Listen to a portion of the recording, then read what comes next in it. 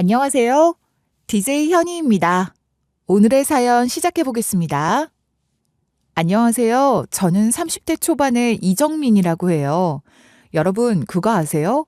인간은 자신이 누구인지를 안다고 믿는 유일한 동물이지만 그건 대부분 착각이라는 거요.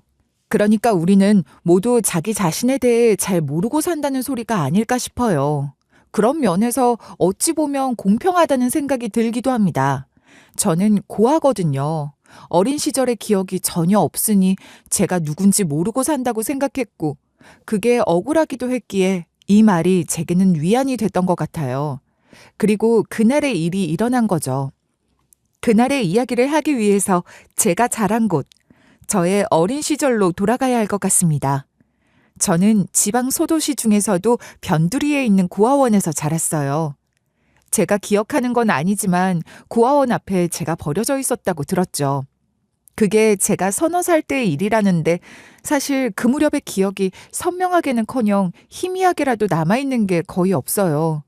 저처럼 사연 있는 사람이 아니더라도 그 무렵의 일을 많이 기억하고 있는 사람은 드물지 않나요? 다들 사진 같은 걸 보거나 부모에게 들은 이야기들을 조합해서 만들어낸 기억을 갖고 있는 게 대부분일 것 같네요. 그렇지만 제 경우에는 그렇게 추억할 사진이 있는 것도 아니고 그 시절의 저를 기억하고 있는 이야기를 들려줄 사람도 없으니 더욱 그런 기억을 갖고 있을 수가 없는 거죠 뭐. 무튼 저는 그 어렸을 때부터 고아원에서 자랐고 그 이전의 기억은 없어요. 그 이전의 기억이 다 뭐예요? 고아원에서 지내기 시작했던 초창기의 기억도 뚜렷하지 않은걸요. 기억이 잘 나지 않지만 낯설고 두렵기만 했던 고아원 생활을 시작하며 힘들었던 기억이 어렴풋이 떠오르긴 해요. 처음엔 그랬지만 그래도 시간이 지나면서 차츰 고아원 생활에 적응을 해나갔죠. 저만의 자리도 생기고 그렇게 살 궁리를 하게 된 겁니다. 제가 고아원에서 정을 붙인 건 다름 아닌 컴퓨터였어요. 그곳에 아주 오래된 낡은 공용 컴퓨터가 한 대 있었는데 사용하는 사람이 거의 없었거든요. 선생님, 저기 공용 공간 구석에 있는 컴퓨터 말이에요. 그거 쓰면 안 되는 거예요? 안 되다니, 그게 무슨 말이야? 안 되는 게 어디 있어? 공용 공간에 있는 건데 당연히 쓸 수 있는 거지. 그렇죠. 근데 왜 아무도 쓰는 사람이 없어요? 켜져 있지도 않고 쓰는 사람도 없으니 쓰면 안 되는 건 줄 알았어요. 아니야, 그런 건 아니고 컴퓨터가 좀 오래된 거라 너무 느려서 게임 같은 걸 제대로 할 수가 없으니 아마 그래서 다른 애들이 안 쓰는 걸 거야. 그럼 그 컴퓨터 제가 켜서 써도 되는 거죠? 그럼 되고 말고 선생님이 같이 가서 봐줄게. 하도 오래 안 켜서 제대로 작동하는지 한번 봐야겠다. 혹시 작동 안 하면 사람 불러서 고쳐줄 테니까 걱정 마. 네, 선생님 감사합니다. 그렇게 아무도 안 만져서 방치되다시피 했던 컴퓨터는 다행히 제대로 켜졌고 작동도 잘 됐어요. 선생님 말씀처럼 많이 느리긴 했지만 그런 건 아무 상관 없었죠. 그 덕분에 아무도 찾지 않았으니 그 낡은 컴퓨터는 저의 독차지가 됐고 그 컴퓨터 앞에만 앉으면 아무도 방해하지 않는 저만의 세상이 열린 것 같았습니다. 컴퓨터로 딱히 뭐 대단한 걸 하는 것도 아니었지만 말이에요. 제가 제일 좋아하는 건 컴퓨터마다 기본으로 깔려있는 페인트 프로그램이었어요. 그걸 열어서 선을 긋고 도형을 그리는 게 그렇게 재밌더라고요. 그 안에 색을 칠하는 것을 스스로 터득하며 이리저리 혼자 놀기에 몰두하곤 했습니다. 그렇게 컴퓨터와 친해지게 된 거예요. 초등학교에 들어가서도 컴퓨터 만질 수 있는 시간과 미술 시간이 제일 좋았어요. 그림 그리는 걸 기본적으로 좋아했는데 도화지보다 모니터에 그리는 걸 더 좋아했던 것 같아요. 제가 좋아하는 걸 둘 다 즐길 수 있으니까 말이에요. 그러니 초등학교 때부터 중학교 때까지 방과 후 교실이나 특별활동 같은 건 죄다 컴퓨터나 그림에 대한 걸 들었죠. 그러다 중학교 2학년 때 그해 처음 발령받아 부임한 처녀 선생님을 담임으로 만났는데 의욕도 넘치고 정도 넘치는 그런 분이셨어요. 아이들 한 명 한 명에게 엄청난 관심과 애정을 쏟아주셨고 제게도 예외 없이 그렇게 해주셨답니다. 아니, 어쩌면 제가 고아원에서 자라는 아이였기 때문에 더 많은 관심과 애정을 주셨던 것 같기도 해요. 네, 참 고마운 좋은 선생님이셨어요. 정민아, 넌 틈만 나면 학교 컴퓨터에 앉아서 뭘 그렇게 열심히 하더라? 뭘 그렇게 하는 거야? 아, 게임 같은 거 하는 거 아니에요, 선생님. 알아. 어차피 학교 컴퓨터에는 깔려있는 게임도 없을 테고 새로운 게임을 깔 수도 없을걸? 모르겠어요. 찾아본 적도 없고 게임을 깔려고 한 적도 없거든요. 그래, 안다고. 설마 네가 학교 컴퓨터로 게임만 하는 것 같아서 야단치려는 건 줄 알았어? 그런 거 아니야. 그냥 진짜 궁금해서 그래. 뭘 그렇게 열심히 하는 건지, 정민이가 무엇에 그렇게 관심이 많은 건지, 그게 궁금해서 말이야. 어찌나 다정하게 물어보시던지 말입니다. 설령 제가 무슨 나쁜 짓을 하고 모르는 척 발뺌을 하려던 거였다고 하더라도 그렇게 나긋나긋하고 다정한 목소리로 물어보신다면 뭐든지 다 사실대로 자백을 하고 말 것 같은 그런 목소리였어요. 어떤 친구들은 우리가 무슨 유치원생들인 줄 아나 하며 그게 싫다고 하는 애들도 있었지만 어디서건 그런 다정함에 목이 마른 저 같은 아이에겐 그저 좋기만 했습니다. 아, 뭐 특별한 걸 하는 건 아니고요. 그냥 거기 깔려있는 디자인 프로그램이 있길래 한번 만져보는 거예요. 어머, 그거 꽤 전문적인 프로그램일 텐데 그런 것도 만질 줄 알아? 아니요, 만질 줄 아는 게 아니라 그냥 열어놓고 제 맘대로 이것저것 되는 대로 그냥 아무렇게나 해보는 거예요. 잘 몰라요. 그렇구나. 그렇게 배우면 정말 네 것이 되겠다. 안 그래? 그렇게 만져보면서 뭘 만드는 거야? 아무리 연습 삼아 하는 거더라도 뭘 만들어 보긴 할 거 아니야. 그래야 재미도 있고, 안 그래? 뭐 그냥 간단한 광고 포스터 같은 걸 흉내내는 거예요. 그냥 그저 그런 거요. 그게 왜 그저 그런 거야. 원래 그림도 다른 유명한 화가들 그림을 모사하는 것으로 공부도 하고 그러는 거잖아. 어디, 선생님도 한번 구경할 수 있어? 그 프로그램 만지는 거 말이야. 거기서 정민이가 그린 것도 보여주면 더 좋고. 정말 너무 아무것도 아니어서 보여드리기 부끄러워서 그러죠. 뭐 어때, 우리끼리. 너랑 나랑만 보는 건데. 어머, 정민아, 이거 정말 네가 한 거야? 아무것도 아닌 게 아닌걸? 너무 근사하다. 멋있다, 야. 아니에요. 그냥 보고 따라 그리는 건데요, 뭐. 글쎄, 그건 어디 쉽니? 너 제법이구나. 소질 있어, 진짜야. 선생님이 이런 거 만질 줄은 몰라도 볼 줄은 좀 안단 말이지. 담임 선생님은 그렇게 한바탕 호들갑을 떠시더니 전문적인 교육을 받을 수 있는 프로그램을 찾아봐 주셨어요. 그중에서 지역 교육복지센터에서 운영하는 디자인 교육기관을 추천하셨는데 국비 보조가 나오는 학원 중에서 제가 교육받을 수 있는 기관으로는 제일 인정받은 곳이라고 하시더라고요. 그런 기관이 제가 살던 그 지방에도 여러 군데가 있었는데 그걸 일일이 다 찾아보고 전화 걸어서 꼼꼼하게 알아보고 비교해봐 주신 거예요. 정말 감사했죠. 엄마처럼 해주셨던 거잖아요. 그 선생님 덕분에 좋은 기관 찾아가서 공부할 수 있었습니다. 그냥 저 혼자 대충 이리저리 만져보며 주먹구구식으로 하던 걸 그곳에서 체계적으로 재정립을 한 거예요. 기초 그래픽 툴부터 디지털 일러스트, 타이포그래피, 포스터 구성법까지 하나하나 배웠고 그런 기술들이 구체화되니 뭐랄까 제 꿈도 조금씩 더 구체적인 것이 되어가는 것 같았어요. 그렇게 현실적인 것들을 생각하며 꿈을 키워나가기 시작한 거죠. 사실 디자인이라는 게 그렇잖아요.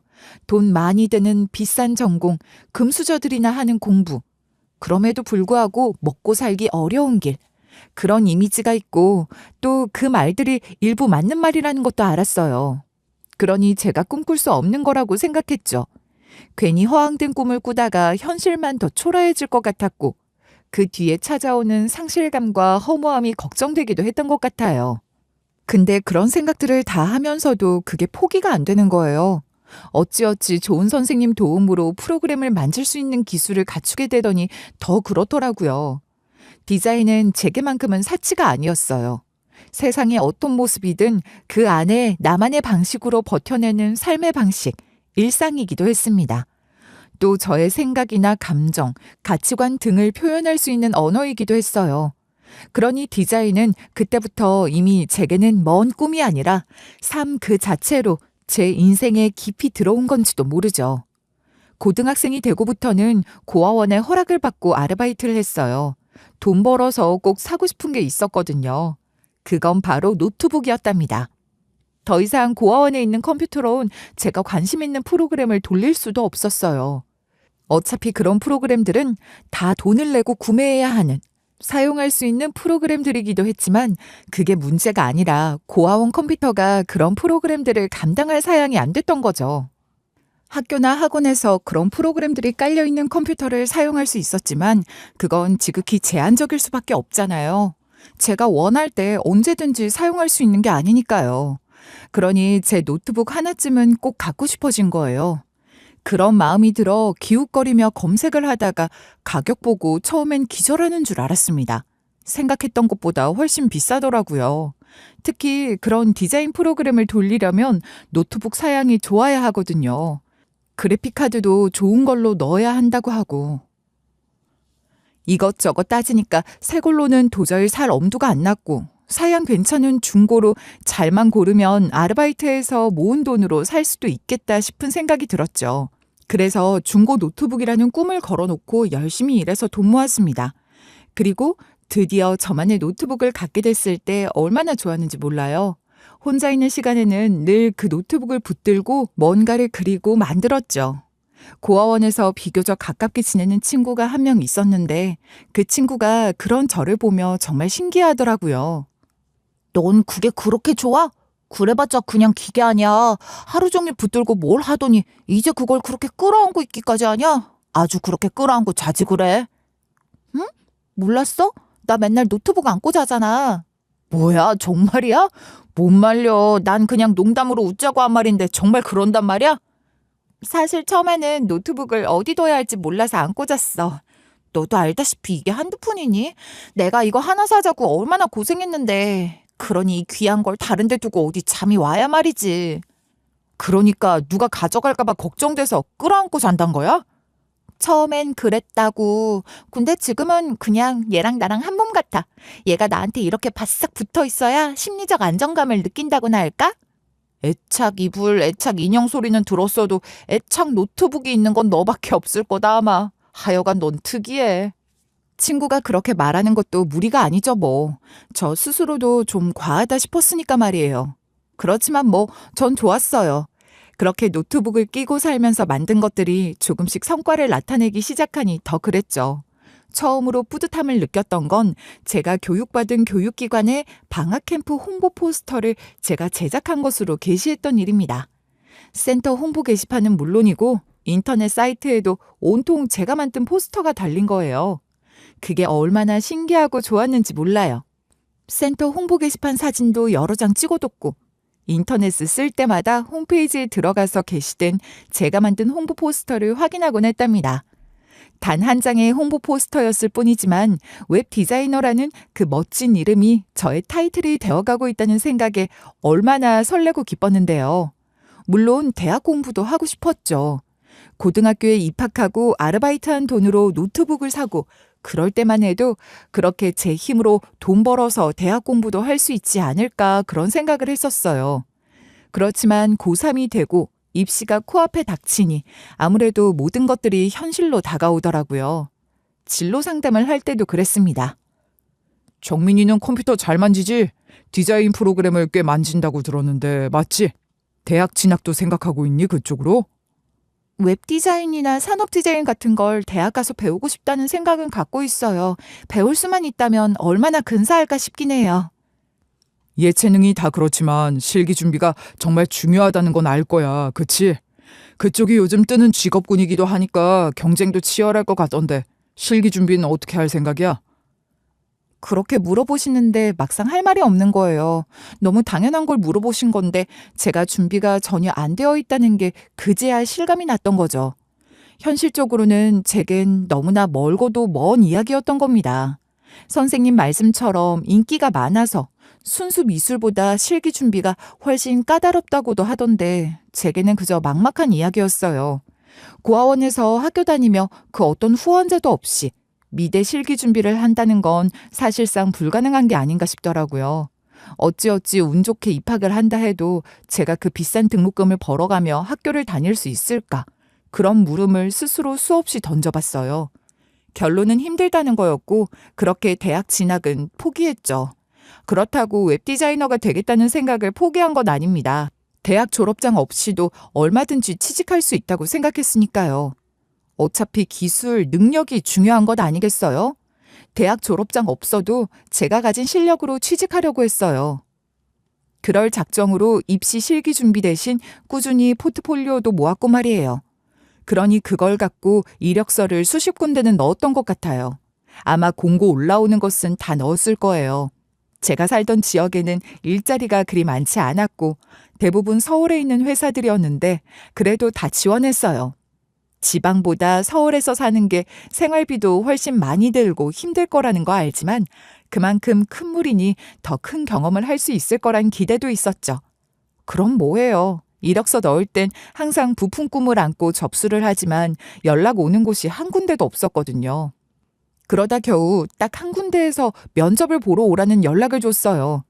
고등학교 졸업하고 몇 달 동안 이력서만 넣었는데 면접 보러 오라고 하는 곳이 그곳이 처음이었던 겁니다. 서울에 있는 작은 디자인 회사였어요.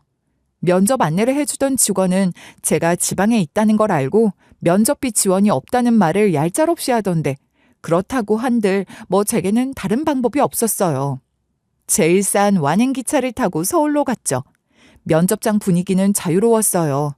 큰 회사가 아니다 보니 지원자들을 다 모아서 면접을 보는 건 아니고 한 사람 한 사람 개별 일정을 잡는 것 같더라고요. 저도 저 혼자 면접을 보러 갔고 다른 지원자는 없었어요. 고졸이시고 아직 다른 회사 다닌 경력은 없는 거네요. 취직 준비인 상태인 거고, 그렇죠? 네, 제가 사는 지역에는 디자인 회사가 그리 많지도 않아서 결국은 서울까지 올 생각을 했는데 그래도 만만치가 않더라고요. 그럴 겁니다. 한때 붐이라고 할 정도로 웹디자인이 난리였잖아요. 그러니 워낙 전공자도 많고 또 무슨 사설기관이나 국비보조기관이나 하는 교육기관들이 얼마나 많은지 우리 입장에선 듣도 보도 못한 그런 기관에서 배웠다는 사람들도 다들 웹디자이너랍시고 일자리를 구하고 있으니 뭐 그럴 만도 하죠. 면접관이 그렇게 말하는데 괜히 뜨끔한 거예요. 듣도 보도 못한 교육기관들이라고 하는 말이 가슴에 콕 박혔으니까요. 제 이력서를 빤히 들여다보며 그런 소리를 한다는 건 저를 겨냥해서 하는 말이나 다름없잖아요. 지방에 있는 국비보조 교육기관에서 공부한 제 이력을 그렇게 꼬집어서 들추는 것 같았습니다. 이럴 거면 뭐하러 서울까지 면접을 보러 오라고 한 건가 싶기도 하고 기가 팍 죽더라고요. 웹디자인이라는 분야가 그만큼 장벽이 낮은 직업군이 됐다는 얘기를 하는 겁니다. 현실적인 얘기죠. 대졸 디자이너도 수두룩한데 고졸 지방 출신 지원자. 거기다 하여간 이정민 씨 같은 조건은 당연히 후순위로 밀리지 않겠어요? 네, 제가 바로 그런 조건이죠. 그렇게 생각하시면서 굳이 저를 면접까지 진행하시는 이유가 있으실까요? 저는 그냥 간이나 보려고 온 게 아니라 정말 일자리를 구하고 싶어서 온 겁니다.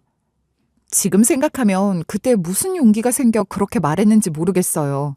근데 면접관이 하는 소리를 듣고 있으니 제가 무슨 죄인도 아니고 그런 생각이 드는 거예요.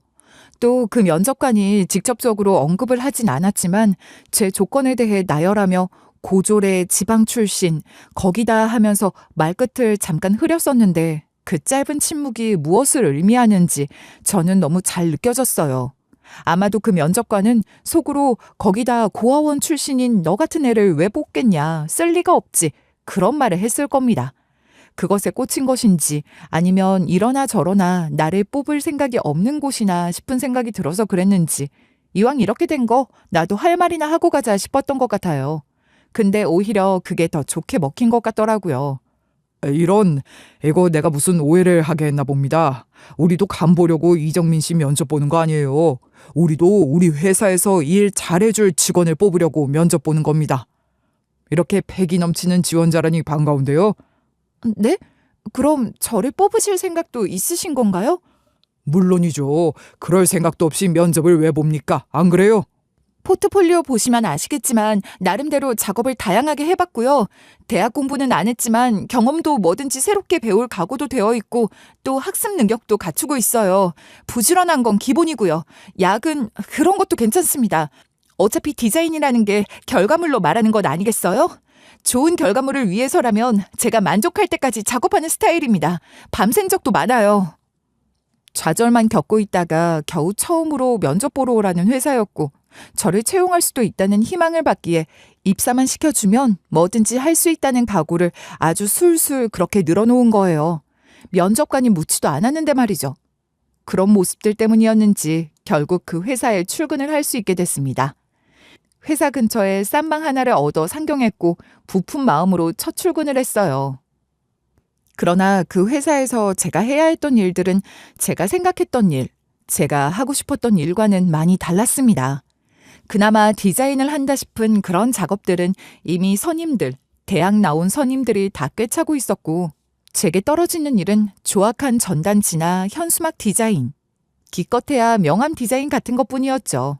그래도 처음이니까 신입이니까 배워야 할 게 많으니까 뭐 그렇게 생각하고 시키는 건 다 열심히 했어요. 정민 씨 손이 빠른 편이네. 지금까지 거쳐간 신입들 중에서 제일 낫다. 오늘 급하게 들어온 현수막 디자인 말이야. 그거 정민 씨가 맡아서 해볼래? 네, 선배님. 뭐든지 시켜주세요. 다 경험인데 해야죠. 그래, 그런 자세 좋네. 부디 그 마음 잃지 말고 꾸준히 해주길 바래. 요즘 신입들은 초심을 너무 빨리 잊어버리더라고. 네, 선배님. 전 안 그래요. 대답은 그렇게 넙죽넙죽했지만 뭔가 좀 갸우뚱하게 되더라고요. 지금까지 거쳐간 신입들이라고 하는 것도 그렇고 요즘 신입들은 이라고 하는 것도 그렇고 저보다 앞서 이런 식으로 입사했다가 버티지 못하고 퇴사한 신입들이 많다는 얘기로 들렸어요. 그렇지 않나요? 얼마나 힘들면 다들 못 버티고 나갔을까? 그런 생각이 제일 먼저 들었지만 바로 생각을 고쳐먹었습니다. 다들 못 버티고 나가 떨어졌다고 하니까 그럴수록 저는 더 기를 쓰고 버텨서 다르다는 걸 보여줘야겠다고 생각한 거예요. 그렇게 버티고 기다리면 선임들처럼 진짜 디자인을 할 수 있는 날도 오겠지 하면서 말이에요. 그런데 그나마 현수막이나 전단지, 명함 같은 건 디자인을 하는 거기라도 했죠. 그런 일감이 항상 있는 건 아니었으니 바로 제게 인쇄까지 시켜먹으려고 하는 겁니다. 네? 인쇄요? 그런 건 한 번도 해본 적도 없는데요. 누구는 날 때부터 인쇄 기술 갖고 태어났겠어. 다 배우면서 하는 거지. 그렇긴 해도 전 그쪽으로는 아예 아는 것도 하나도 없고. 그러니까 배우라는 거 아니야. 가르쳐 준다니까. 이것도 기술인데 공짜로 배우는 거 아니야. 돈 버는 거다 생각해. 근데 이런 걸 배워두는 게 디자인하는데도 도움이 되는 건가요? 당연한 소리. 인쇄 마지막 단계에서 감리 보는 거 알지? 그걸 다 디자이너들이 보는 거라고. 근데 인쇄 기술도 있고 감리도 볼 수 있다고 생각해봐. 얼마나 강점이야. 사실 그게 그렇게 큰 강점이 되는 건지 잘 이해가 되지 않았어요. 회사 입장에서는 감리 볼 디자이너를 추가로 더 쓰지 않아도 되니까 그만큼 인건비를 줄일 수 있어서 좋은 건지 모르겠지만 어차피 정해진 월급 받고 일하는 제 입장에서는 그게 무슨 도움이 되는 건지 그냥 제 일만 더 늘어나는 게 아닌가 싶더라고요. 아니나 다를까 급하게 들어온 주문 기한 맞춘다고 밤새 인쇄기를 저 혼자 돌리는 날이 부지기수가 된 겁니다. 심지어 제가 면접 볼 때 밤새는 것도 잘한다는 말을 했던 걸 들먹이며 격려인지 뭔지 모를 말을 하던데 그걸 이런 식으로 이용하다뇨. 웹디자이너로 지원했고 그렇게 뽑힌 줄 알았는데 결국 저는 인쇄팀 소속으로 그것도 허드렛 일이나 하는 인쇄팀 시다바리가 된 거죠. 인쇄는 일도 힘들지만 작업 공간 공기도 너무 안 좋아서 그것도 고역이었어요. 제가 기관지가 안 좋아서 더 힘들었던 것도 있고요. 결국 더 버티지 못하고 일을 그만둬야 했습니다. 그것도 그럴 줄 알았다는 둥 하는 소리를 들으면서 말이에요. 그 뒤로도 계속해서 여기저기 이력서를 넣었지만 역시나 연락 오는 곳은 없었고 그나마 연락이 오는 곳은 경력란에 한 줄 적어놓은 인쇄 관련 기술에 관심을 갖고 연락을 하는 곳이 몇 군데 있었을 뿐이었어요. 인쇄는 다시는 안 하고 싶다 했지만 별 수 있나요? 먹고 살려면 결국 그런 일이라도 해야 했죠. 매번 들어갈 때는 디자인에 대한 희망을 품고 들어갔지만 그렇게 들어간 회사들에서도 비슷한 경험만 하며 오래 버티지 못하고 퇴사를 반복했어요. 고아원 출신이라는 편견과 고졸 출신이라는 차별과 무시, 멸시, 인격 모독에 가까운 조롱을 받은 적도 덜어 있었습니다.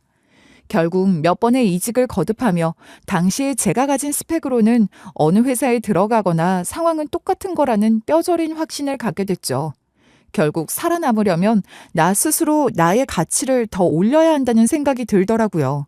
그 교훈 하나는 얻었네요. 그렇다고 제가 대학 진학을 다시 꿈꾼다거나 그럴 상황은 아니었어요. 모아놓은 돈도 없었으니까요. 서울에서 직장 생활하는 몇 년 동안 집세 내고 생활비 쓰고 하면 월급 받는 게 늘 모자랐어요. 제가 뭘 돈을 그렇게 많이 쓰는 것도 아닌데 말입니다. 대학 진학이 아니라면 결국 공모전 입상밖에는 답이 없다고 생각하게 됐어요. 공모전 준비해서 출품하는데도 비용이 꽤 들지만 대학 공부하는 것에 비할까요? 잘만 풀리면 대기업 취직도 보장되는 것이 공모전이니 새로운 목표를 갖고 다시 힘을 내게 된 거죠. 국내외 여러 공모전 중에서 권위 있고 높은 평가를 받는 공모전 위주로 출품 일정을 짜고 그에 맞춰 작품 준비를 하려는 1년짜리 계획을 구상해놓고 서울 생활을 정리하고 고향으로 내려왔어요. 제가 무슨 팔자가 좋아서 온전히 작품 활동에만 전념할 수 있는 처진 아니잖아요. 어쨌든 돈을 벌면서 작품 준비도 해야 했죠. 공모전에 들어가는 비용도 마련해야 하고 또 그러는 동안 먹고 살아야 하니 물가 비싼 서울에 뭉개고 있을 이유도 없고 그냥 다시 고향으로 가자 했던 겁니다. 고향이라고 해봤자 고아원에서 자란 저를 맞아주는 따뜻한 고향집 같은 건 없었지만 그래도 고향은 고향인 거죠. 서러움과 분함이 가득했던 서울 생활 청산하고 고향 기차역에 도착한 순간 공기에서부터 푸근함과 안정감이 느껴지는 것 같았습니다. 다만 일자리가 마땅치 않다는 게 큰 단점이었지만 말이에요. 작품 활동을 해야 하니 몸이 너무 힘들거나 시간을 많이 뺏기는 일을 제외하고 나면 사실 제가 할 수 있는 일이 그리 많지 않았어요. 그러나 어느 인쇄소 구인 공고를 보게 된 거예요. 서울도 그렇지만 제 고향 같은 소도시에서 인쇄업은 이미 사양 산업이 된 지 오래거든요. 어느 지역이나 한때를 주름잡던 인쇄 골목 같은 것들은 있었겠지만 지금은 다 사라지고 말았고요. 제 고향 소도시도 마찬가지였습니다. 그러니 도시 전체에 그나마 인쇄소라고 부를 수 있는 곳이 몇 군데 있지도 않았고 그나마도 운영이 되긴 하는 건가 싶은 수준이니 채용 공고를 낼 일도 별로 없었는데 그나마 사람을 구하는 걸 보니 나름대로 고정적인 일감은 있는 곳인가 보다 싶더라고요. 이력서를 넣었더니 바로 연락이 와서 면접을 보러 갔는데 인상 푸근한 사장님 부부가 저를 반갑게 맞아주셨어요. 아이고 세상에 이렇게 젊은 사람이 그것도 서울에서 회사같이 다녔던 실력파가 우리 인쇄소에 지원을 다 해주고 정말 고마워요. 영광이에요. 무슨 말씀이세요? 이력서 보시면 아시겠지만 전 대학도 못했고 서울 회사에서도 한 일도 이렇다 할 포트폴리오 하나 없는 허드렛 일만 했어요. 그냥 다 솔직하게 말씀드리는 겁니다. 아주 솔직하고 화끈한 아가씨네. 당신도 참 아가씨가 뭐야. 요즘 그런 소리 잘못했다간 큰일 난다고. 미안해요. 우리 집 양반이 구식이라 뭘 몰라서 그렇지 아기를 갖고 그러는 건 아니에요. 네, 괜찮아요. 아가씨라는 말이 나쁜 말이 아니긴 하지만 사실 누가 아가씨라고 하면 기분 나쁘게 들릴 때도 있긴 해요. 근데 사장님이 그러셨던 건 전혀 안 그랬습니다. 괜찮아요. 그게 그런 거야? 난 몰랐네. 조심해야지. 이정민 씨, 그러니까 정말 우리 인쇄소에서 일해줄 생각이 있다는 거죠?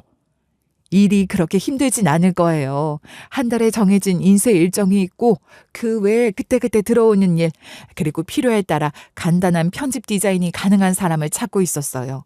사실 우리에게 정민 씨 스펙은 차고 넘치지 과분해요.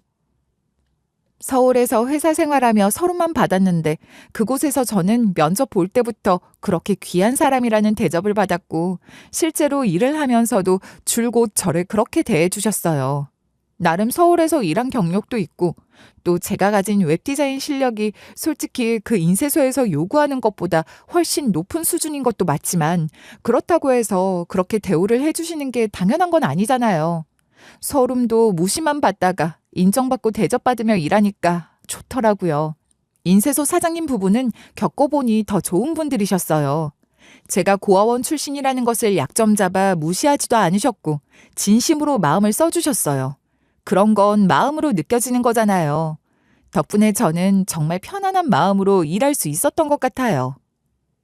그렇게 인쇄소에서 일하며 그곳에서의 일상에 어느 정도 익숙해졌다 싶은 어느 날이었어요. 제가 일하는 인쇄소 바로 앞에 커다란 벤츠 한 대가 멈춰 서더라고요. 제가 사는 곳, 그러니까 제 고향이 아무리 작은 도시라고 해도 벤츠 같은 외제차도 한 대 안 다니는 그런 곳은 아니지만 제가 일하는 인쇄소 골목에서는 그런 고급 외제차를 볼 일이 거의 없거든요. 오래된 외제차는 몇 대 있어요. 한때 잘 나갔던 인쇄소 사장님들이 그 시절의 영광을 포기 못하고 유지비도 많이 드는 그런 외제차를 버리지도 못하고 세워두곤 했으니까요. 하여간 잘 빠진 신형 벤츠가 그 골목에 나타난 건 흔한 일은 아니었기에 절로 눈이 가더라고요. 그 차에서 내리는 사람은 잘 차려입은 부티나는 사모님이었습니다. 기사가 차문을 열어주고 인쇄소 문까지 다 열어주니 그 사모는 손가락 하나 까딱하지 않고 우아한 자태를 유지하며 인쇄소 안으로 들어오더군요. 뭔가 미심쩍고 마탕찬탄 표정으로 여기저기 살펴보더니 그러는 거예요.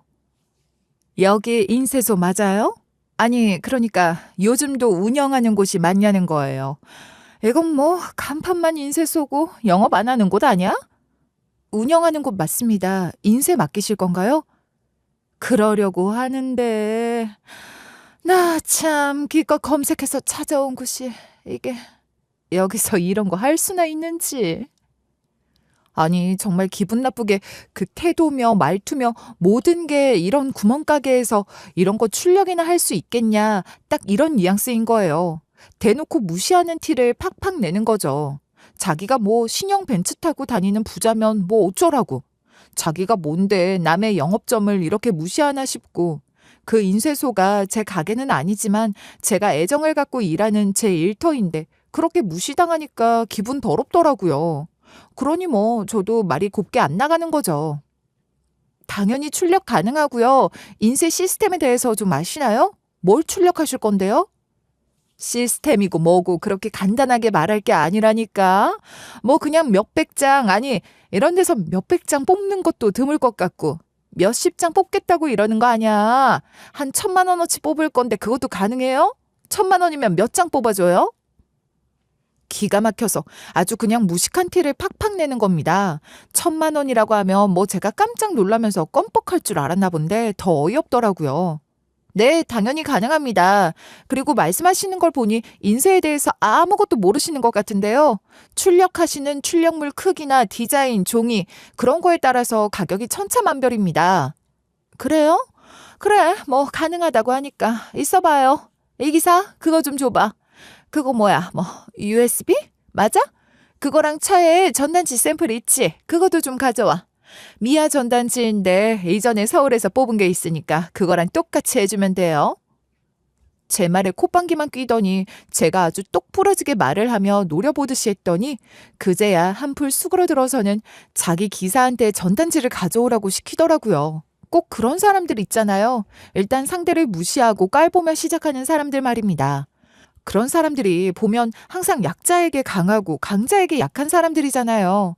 그런 사람들을 대할 때일수록 세게 나가야 한다는 것쯤은 사회생활 몇 년 짬바로 저도 터득한 진리라고 할 수 있죠. 그런 사람들에게는 딱 그 수준에 맞는 대우를 해주면 되는 거예요. 이윽고 기사가 가져온 전단지를 받아들었는데 세상에 그 전단지에 왜 제 어릴 적 사진이 있는 걸까요? 순간 아찔했어요. 이 사모가 나를 찾는다고? 설마 이 사람이 내 엄마인가? 아, 이런 사람이 우리 엄마라니. 그래도 전 조금 더 좋은 사람이 저희 엄마이기를 늘 상상했기에 놀란 가운데도 실망스러운 마음이 들더라고요. 그렇다고 모른 척 할 수도 없고 솔직하게 물었죠. 저기 이 전단지에 있는 아이 사모님이 찾는 아이인가요?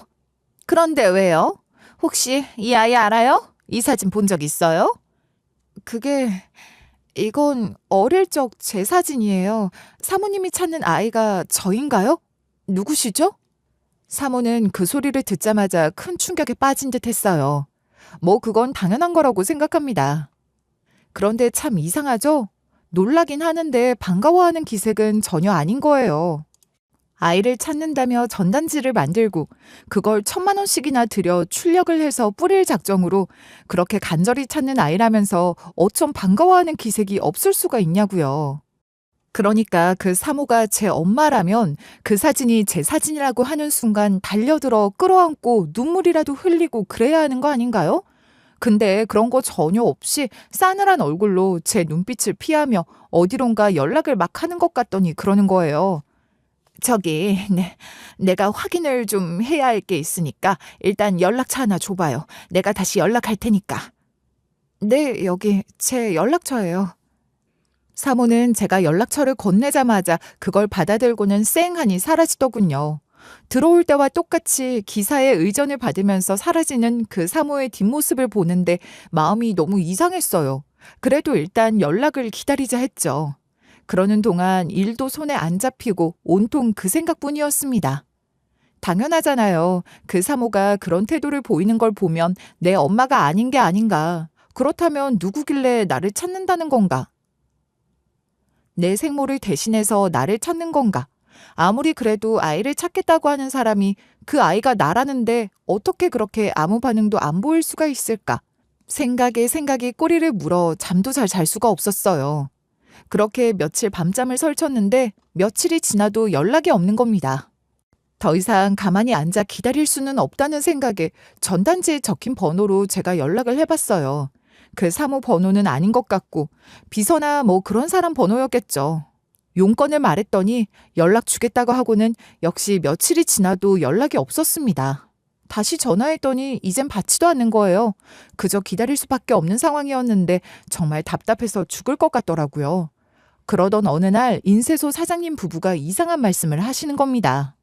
정민아, 요 며칠 인쇄소 앞에서 수상한 사람들 왔다 갔다 하는 거 못 봤어? 그래 정민아, 이상한 느낌 없었어? 딱 봐도 이 동네 사람들 아니고 외지 사람이 분명한데 자꾸 우리 인쇄소 주변을 알짱거리는 것 같단 말이야. 그런가요? 사실 제가 요즘 정신이 좀 없어요. 그래서 눈치를 못 챘을 수도 있어요. 그래, 너 요즘 이상하다 하긴 했어. 거 봐요. 내가 얘 무슨 걱정거리 있는 애 같다고 했죠? 내가 이래봬도 반무당이라니까. 왜, 무슨 일인데? 아니에요. 그냥 좀. 또 오지랖은 얘기할 만하면 어련히 알아서 할까? 정민아, 신경 쓰지 마. 혹시라도 도움이 필요한 일이라면 망설이지 말고 얘기하고 말이야. 우리가 해줄 수 있는 거라면 해줘야지. 우리 인쇄소 핵심 인력인데. 네, 말씀만으로도 감사합니다. 아닌 게 아니라 며칠 넉나간 사람처럼 다니느라 전혀 모르고 있었지만 사장님 부부가 입을 모아 그런 말씀을 하시니 저도 그 뒤로 유심히 봤거든요. 과연 그런 거예요. 게다가 그 수상한 사람들이 제가 사는 집 근처에도 보이기 시작한 겁니다. 아무래도 그런 사람들이 인쇄소 주변에 나타난 것도 저를 지켜보려는 것 같았고, 그렇다면 답은 단 하나, 그 사모와 연관된 것 같더라고요. 저 혼자 머리를 이리저리 굴리는데 정말 머리가 터질 것 같은 거예요. 그렇다고 제가 어디 상의할 사람이 있는 것도 아니고 무턱대고 경찰서를 찾아간들 별 수 있겠나 싶었어요. 답답한 마음에 인쇄소 사장님 부부에게 모든 사실을 털어놓은 겁니다. 언제든 도울 일이 있으면 얘기하라고도 하셨고 늘 제게 진심으로 대해주시는 분들이니 그 정도 상의는 드릴 수 있다 싶었죠. 뭐야. 너무 이상하잖아. 여보, 그 여자 말이야. 그 벤츠 타고 왔다는 그 여자 너무 수상한 거 아니야? 그러니까 말이야. 이상해도 보통 이상한 게 아니야. 정민아, 너 그 여자에 대해서 아는 거 다 말해봐. 내 제일 친한 친구가 경찰 아니냐.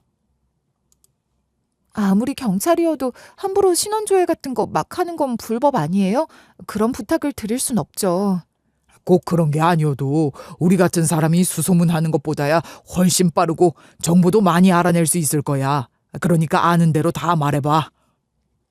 그렇게 해서 그 사모에 대해 알아보기 시작했는데 그 사모란 여자가 저희 인쇄소에 왔던 그날 제 고향에 와서는 여기저기 아주 휩쓸고 다닌 걸 알게 된 겁니다. 부동산이나 뭐 그런 곳들 중에서 터줏대감이라 할 만한 사람들이 있는 곳만 골라 돌아다니며 이것저것 캐묻고 다닌 거예요. 그러니까 그 사모가 전단지에 있는 그 아이, 즉 저를 아주 맹렬히 찾아다닌 건 확실한데 정작 그 아이가 저라고 하니 왜 이렇게 조용한 거냔 말이죠. 결국 저도 가만히 앉아서 기다릴 수만은 없다 싶었고 그 사모가 그런 곳에 뿌리고 다닌 명함을 통해 그 사모가 대표로 있다는 회사 정보를 알아내고 바로 찾아갔어요. 물론 몰래 찾아가서 지켜보기로 한 겁니다. 저도 그 사모가 하는 것처럼 똑같이 하기로 한 거예요. 저를 지켜보고 있는 사람들을 따돌리는 걸 인쇄소 사장님 부부가 도와주셨고요. 저는 변장을 하고 제가 살던 도시를 빠져나와 그 사모의 회사가 있는 서울로 갔죠. 그리고 그 회사 근처에 숨어서 사모의 행적을 뒤쫓으려 했던 겁니다. 며칠 잠복을 하는데 셋째 날 밤이었나? 한밤중에 누가 저를 부르길래 기절할 뻔했지 뭐예요? 이봐요 거기 아가씨. 아유 깜짝이야. 기절할 뻔했잖아요. 아주머니 누구세요? 여기서 뭐 하시는 거예요? 그건 내가 할 소리지. 대체 이 시간에 여기서 뭐해? 응? 전 볼 일이 좀 있어서요. 혹시 이 회사 주인인 여자한테 원한 같은 거라도 있어? 그 여자 감시하려고 여기 잠복 중인 거 아니냐고. 내가 며칠 전부터 지켜봤어. 발뺌할 생각은 마. 왜? 뭐 때문에 그 여자 뒤를 캐려는 건데? 이미 저를 지켜보며 대충 다 파악을 한 것 같은 그 중년의 아주머니는 제가 뜨끔할 질문들을 쏟아내셨지만 거기다 대고 제가 무슨 말을 하겠어요. 그 아줌마가 누군지도 모르는데 말이에요. 막말로 그 사모가 심어놓은 사람일지 누가 알아요. 제가 아무 말도 못하고 있으니 그 아줌마는 자기 신분을 먼저 밝히더군요.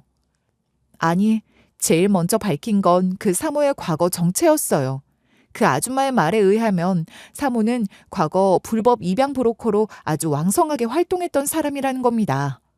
내가 어린 나이에 원치 않은 상태로 낳은 아이를 아무도 모르게 입양시킬 결심을 했었거든.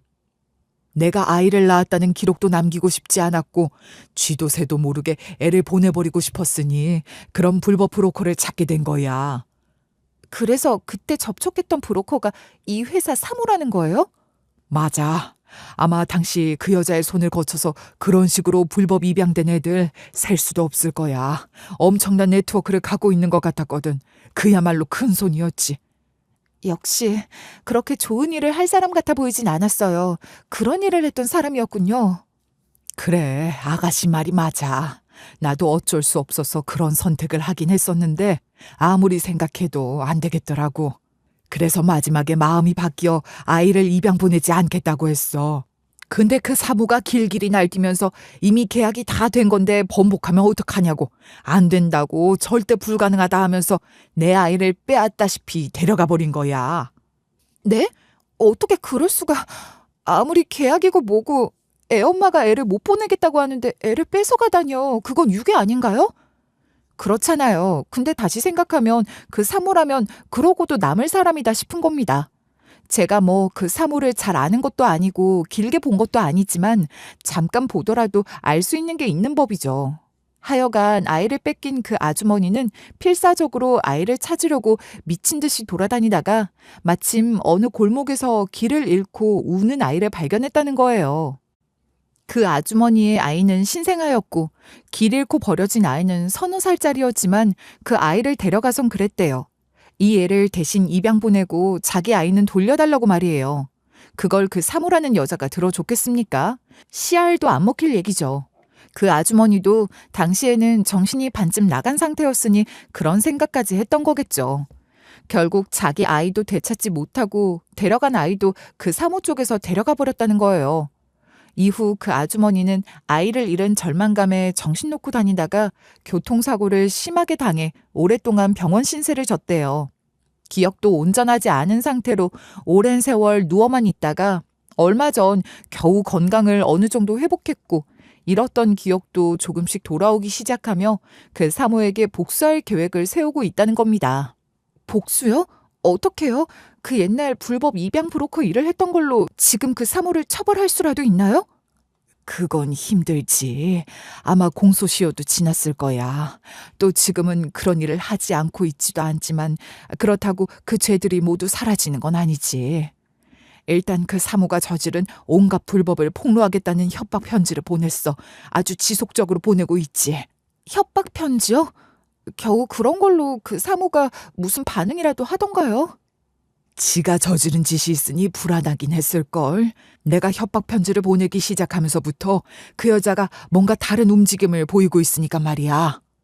그랬던 겁니다. 사모는 협박 편지를 받고 불안함에 휩싸였던 거예요. 그 편지를 보낸 상대가 누군지도 모르고 어디서 무슨 꿍꿍이를 벌이고 있는지 모르니 더 그랬을 겁니다. 원래 보이지 않는 것이 더 공포스러운 거 아니겠어요? 그래서 그 미아 전단지를 만든 거였어요. 그게 무슨 말인가 하면 그런 식으로 전단지를 만들어 뿌리면서 그걸 보고 협박 편지를 보낸 사람이 모습을 드러내 찾아오게 할 작정이었던 거예요.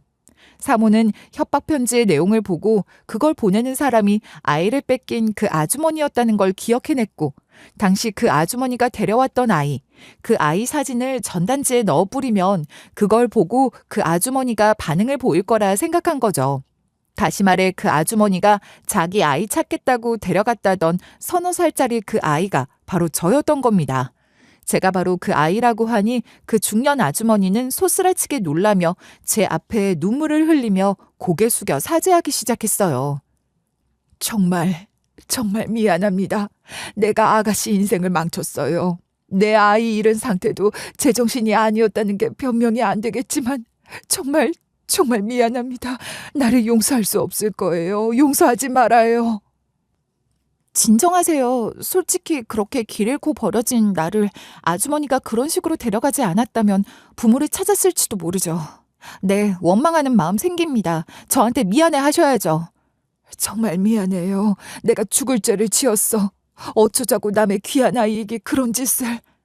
그렇지만 우선은 우리가 힘을 합해서 저 사모라는 여자부터 처리해요. 결국 저를 고아원에 버린 건 그 여자잖아요. 입양이 잘 되지 않는 나이였던 저를 결국 그냥 그렇게 유기한 거라고요. 그 사모라는 여자는 당시 그 일이 일어났던 곳이 제 고향이었기에 거기서부터 다시 시작해보려는 생각으로 그곳을 찾아왔던 겁니다. 그때 그 아주머니가 저를 데려갔을 때 어떻게든 저를 입양 보내보려고 사진도 찍고 그렇게 했을 테니 제 사진이 있었던 거죠. 그 사진을 미끼로 잔뜩 뿌려 그 아이 얼굴을 아는 아주머니, 그러니까 사모에게 협박 편지를 보내고 있는 그 아주머니가 스스로 연락을 해오도록 하려고 했던 거예요. 사모는 아주 필사적이었던 것 같아요. 그걸 보면 아주머니 협박 편지가 확실히 효과가 있었던 모양이에요. 그랬던 모양이에요. 근데 아무리 작은 도시라곤 하나 어떻게 그런 우연이 있을 수 있죠? 하필 아가씨가 일하는 인쇄소에 그 전단지를 맡기러 가다니 이건 정말 운명이에요. 인쇄소에 오기 전에 아주 그냥 여기저기 다 들쑤시고 다녔더라고요. 그리고 사실 제가 사는 곳에 인쇄소가 몇 군데 없긴 해요. 그러니 뭐 엄청난 우연이나 운명이라고까지 할 수 없을지도 모르겠지만 그 덕분에 아주머니랑 제가 만나게 됐네요. 그때 그 아이가 이렇게 다 큰 아가씨가 됐네요. 세상에 어쩜. 그렇게 말하는 아주머니의 눈빛 속에서 자기가 낳은 아이도 어딘가에서 이만큼이나 컸겠구나 하는 마음이 읽어졌습니다. 저도 마음이 좋진 않더라고요. 그런 것들을 다 생각하면 정말이지 그 사모가 저지른 일들은 용서할 수가 없는 짓입니다. 불법 입양 브로커 짓을 하며 그 사모가 저지른 불법이 한둘이 아니었겠으나 사실상 공소시효가 끝난 사건들인 거죠. 그러니 과거가 아니라 현재를 갖고 그 사모를 단죄해야 한다고 생각했어요. 생각해보세요.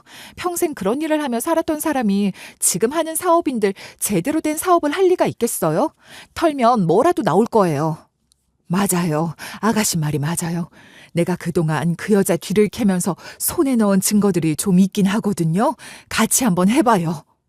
그렇게 합심해서 증거들을 검토하고 새 증거를 모아 그 사모와 사모가 운영하는 사업체를 고발했어요. 이때 인쇄소 사장님의 절친한 경찰의 조언을 많이 받았답니다. 또한 공소시효가 끝났으니 법적 처벌은 어렵더라도 사회적 폭로에는 공소시효가 없잖아요. 그 아주머니와 저는 각종 인터넷 커뮤니티와 SNS 등을 통해 사모의 만행을 폭로했습니다. 사건이 커지니 사모가 그제서야 비서대동하고 인쇄소로 찾아왔더라고요. 그렇게 연락해도 목소리 한번 들을 수가 없더니 일이 이렇게 되고 나서야 찾아오시네요? 아니 이것 봐요 아가씨. 아니 젊은 사람이 왜 그렇게 융통성이 없어? 그런 여자랑 붙어서 무슨 득을 볼 거라고. 그러지 말고 나랑 얘기해요. 합의를 하자고. 뭐라고요? 합의라고요? 기가 막혀서. 내 얘기를 일단 좀 들어봐. 내가 합의금을 얼마로 제시하려는지라도 들어보라니까. 아마 생각이 달라질걸? 정말 어이가 없는 게 그 사모라는 여잔 결국 돈으로 문제를 해결하려고 했고 그 태도에 저는 더욱 분개했어요. 이것 봐요. 그깟 돈 없어도 잘 살아요. 당신 같은 여잔 정말 천벌을 받아야 해.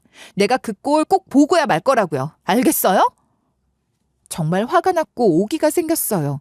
되든 안 되든 멈추지 않고 부딪히자는 생각으로 그 아주머니와 저는 최선을 다했고 결국 그 사모의 사업체는 경고, 벌금 등을 무는 정도로 법적 처벌을 받았을 뿐이지만 인터넷에 그 사업체 정보와 사모 실명의 사진까지 다 까발려지면서 앞으로 한국에서 사업하고 살기는 어려울 겁니다. 게다가 그 사모가 하는 사업이 뭔 줄 아세요?